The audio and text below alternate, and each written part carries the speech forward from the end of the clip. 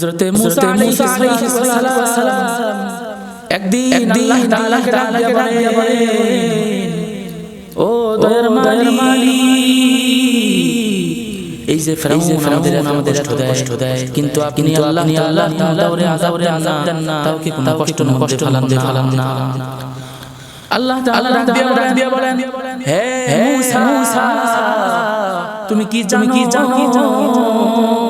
আমি ফেরাউনকে কোন কারণে আযাব দেই না? আমি আল্লাহ রাব্বুল আলামিন ফেরাউনকে কোন কারণে গজব দেই না জানো?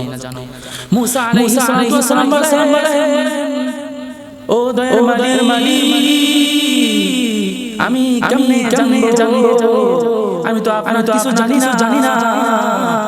আপনি কোন কারণে মুসা ফিরাউনকে গজব দেন না? আল্লাহ তাআলা বলেন, এই মুসা, তোমার মুখের সঙ্গে কি বলে? আমার সঙ্গে দাড়ি বলে, তোমার পরনে কি? মুসা আলাইহিস সালাম আমার পরনে জুব্বা।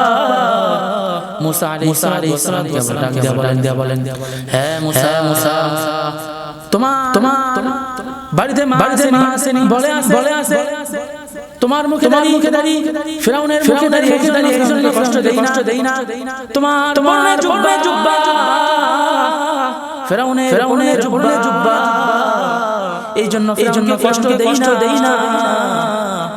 তোমার বাড়িতে মা আছে, ফিরাউনের বাড়িতে মা আছে, করে, এই জন্য আমি আল্লাহ রাব্বুল আলামিনকে কষ্ট দেই না। তিনটা কারণ হয়ে গেল।